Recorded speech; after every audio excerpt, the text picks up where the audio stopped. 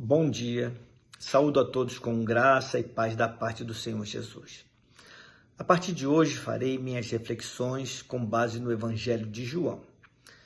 E gostaria de iniciar tais reflexões fazendo alguns comentários a respeito do livro como um todo.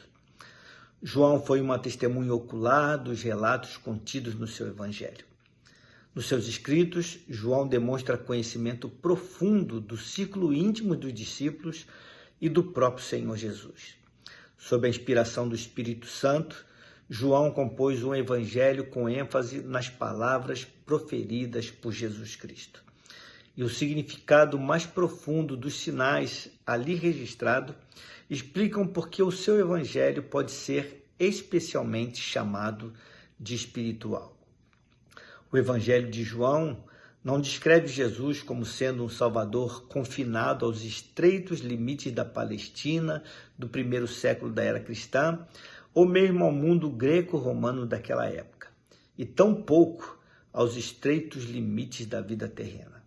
João descreve Jesus Cristo como sendo o Salvador eterno de todos aqueles que o têm conhecido e amado.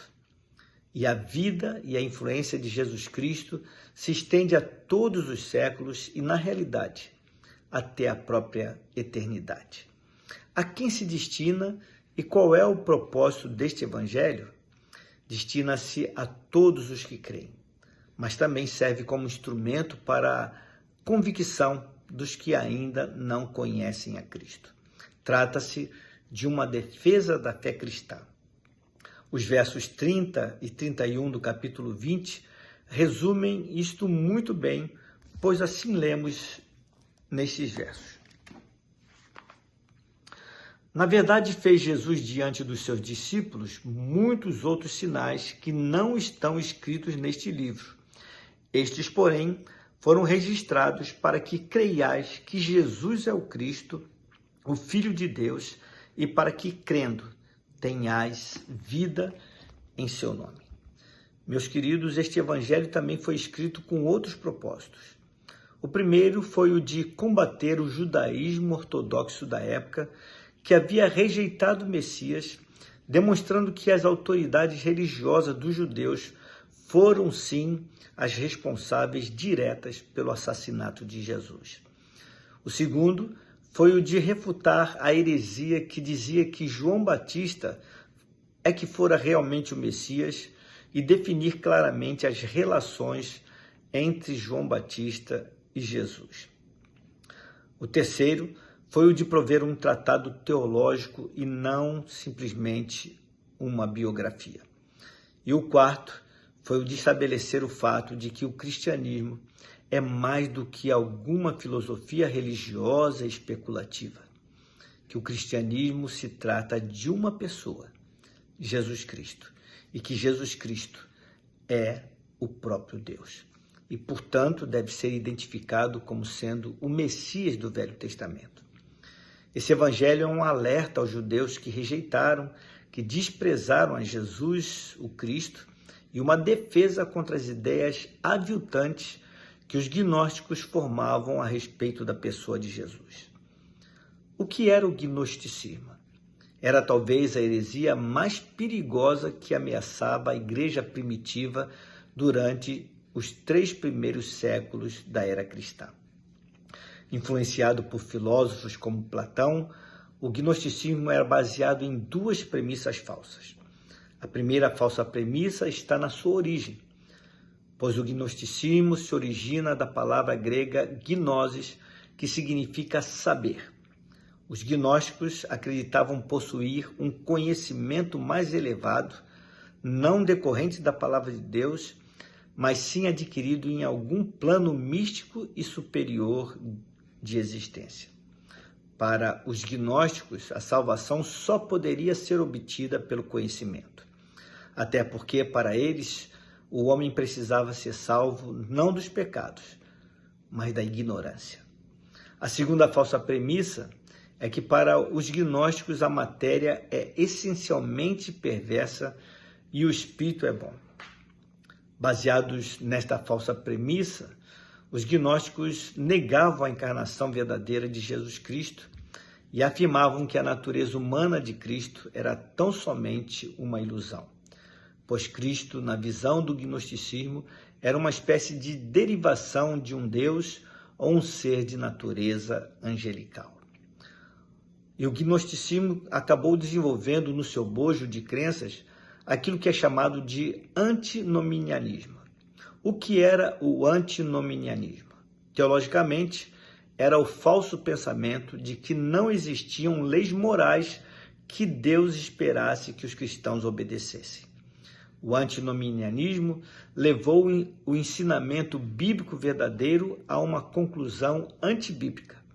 O ensino bíblico verdadeiro é o de que os cristãos não são obrigados a observar a lei do Antigo Testamento como um meio de salvação. Porque quando Jesus Cristo morreu na cruz, ele cumpriu a lei do Antigo Testamento, o que é verdade.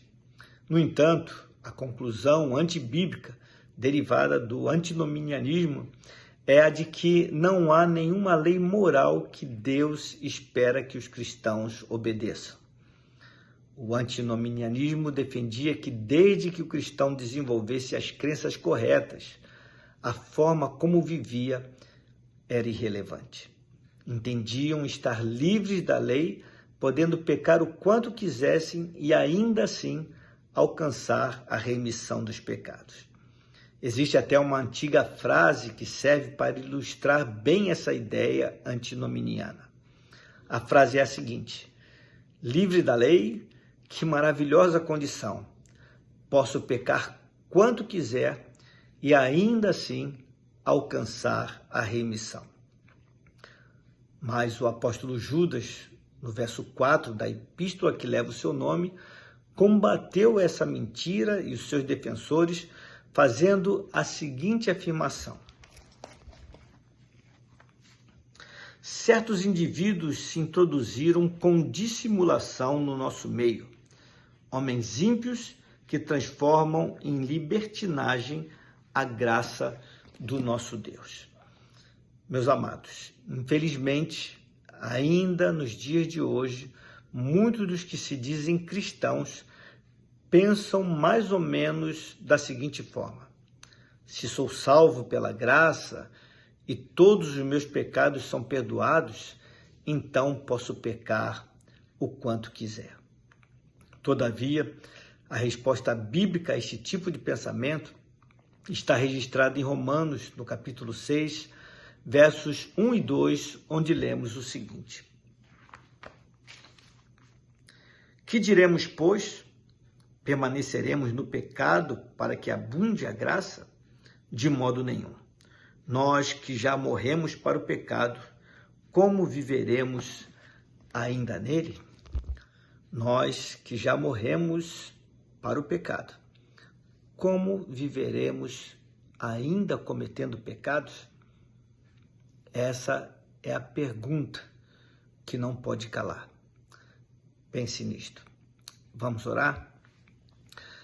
Pai querido, Deus de amor, obrigado porque temos esse evangelho que revela as verdades a respeito do Senhor Jesus, que combate heresias como essa do gnosticismo, que tentam diminuir a importância da pessoa de Jesus Cristo, relegando a um ser inferior, até mesmo a um anjo, e não a pessoa divina que é, como sendo o Senhor mesmo, o próprio Deus. Também com a mentira de que aquele que crê, porque já está salvo, já foi objeto da graça, pode pecar, fazer o que quiser, porque ele poderá viver bem com isso e isso não vai implicar em nada. Não é essa a verdade bíblica que nós aprendemos. Ajuda-nos, Senhor Deus, a crer no Senhor à luz das Escrituras Sagradas. A termos o comprometimento, Senhor Deus, de vivermos na graça do Senhor. Já fomos libertos do pecado e não precisamos, Senhor Deus, e não devemos, e não podemos viver em pecado, porque com isso aviltamos o teu coração, a tua pessoa, e deixamos de buscar o que o Senhor requer de nós, que é a santidade, a aproximação do Senhor, para adquirirmos de Ti o Teu caráter.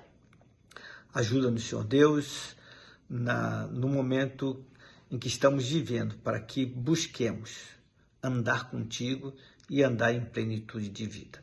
É a oração que fazemos a Ti. Pedimos graça e misericórdia, que o Senhor nos dê pleno entendimento da Tua vontade para o nosso viver.